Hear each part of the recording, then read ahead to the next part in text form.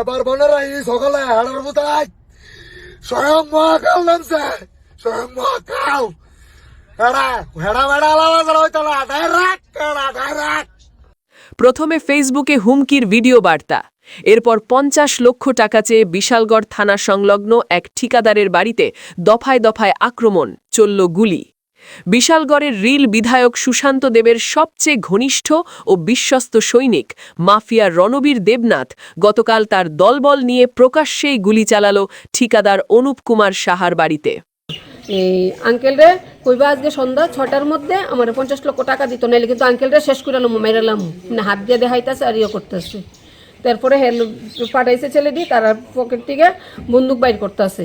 এরপরে আমি তাড়াতাড়ি ভয়ে দরজাটা বন্ধ করে লাইছি। এরপরে ফায়ার করছে তারা।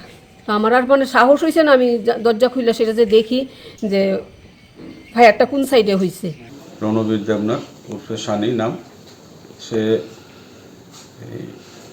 তারারে আরও দুজন ৩-৪জন লোক আইসে নিয়ে কইতেছে আন্টি কথা কো।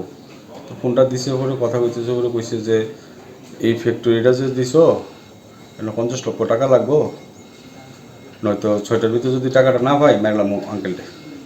ভোরবেলা 3:30 4:30টার দিকে আবার 2টা আওয়াজ হয়েছে। এবার 2টা আওয়াজ এসে পরে তো আর আমরা কিছু করতে পারি না, রাতে আর আমরা কেউ বাইরেছি না। তো সকালবেলা বাইরে এসে যখন দেখতেছি তখন দেখছি গুলির মতোই দেখতে। এটা অ্যাকচুয়ালি আমরা তো কইতে পারি না এটার নাম কি হয় কি আসে বিষয়, এটি পড়ে রয়েছে। এবার ইভেন আমার গাড়ির ভিতরে একটার ভিতরে হিট হয়েছে আছে। তারা সবসময় আইতেছে যাইতেছে, কিন্তু এইভাবে আমরা কি সাধারণ মানুষের কি কোনো ব্যবসা কইরা সৎ পথে উপার্জন করার মতো কোনো রাস্তা নাই আমাদের? আমার নেতাজি নগরের মতো কোনো দিন এই জায়গাতে কোনো ক্রাইম হয়েছে না। আজকের বাজারে এই হওয়াটা মানে কি বুঝতাম পারতেছি যে আমরা কি হইব। আমরা এখন আমি আনসিকিউর ফিল করতেছি কি এখন কি বাড়িঘর বেচা এখান থেকে কি যামুগা না থাকুম, এটি এখন বুঝতাম পারতেছি না। তো ইভেন আমি 2016 পৃষ্ঠা প্রমুখ, ইভেন আমি 2018 পরে আমি ডিস্ট্রিক্ট মেম্বার হই। ঠিকাদার অনুপবাবু আবার বিজেপির জেলা সদস্য। সে যাই হোক, দাদার আশীর্বাদে বিশালগড়ের মাফিয়াদের লম্বা হাত ও রক্তপিপাসু জিহ্বা থেকে কেউ রক্ষা পায় না। বিশালগড়ে কান পাতলেই শোনা যায় বিশালগড়ে সমাজদ্রোহী, নেশা কারবারি, মাফিয়ারাই নাকি শেষ কথা বলে। পুলিশ তাদের কথায় উঠবস করে, ফলে বুড়ো আঙ্গুল মুখে বিশালগড়ের পুলিশ প্রশাসন চলছে বছরের পর বছর। গত ৮ বছরে মাফিয়া, সমাজদ্রোহী, নেশা কারবারি, তুল্লাবাজ, ছিনতাইবাজ, রাজনৈতিক সন্ত্রাসের নিরাপদ ও মুক্তাঞ্চল বিশালগড়। শাসকের বিশাল হৃদয়ের স্থান করে নিল দেবতুল্য মাফিয়া, সমাজদ্রোহী, নেশা কারবারি, তুল্লাবাজ, ছিনতাইবাজরা। তাদের টাকায় কতজন হয়ে উঠেছে কালে বিশিষ্ট সমাজসেবক। আলিশান বিলাসবহুল জীবনযাপন, দাদাদের রিলে রিলে রঙিন সাজানো সব প্রচার প্রোপাগান্ডার ফাঁকে প্রতিদিনই দায়বদ্ধ সংবাদ মাধ্যমে ফুটে উঠছে বিশালগড়ের আসল সব ছবি, ভিডিও, বাস্তব চিত্র।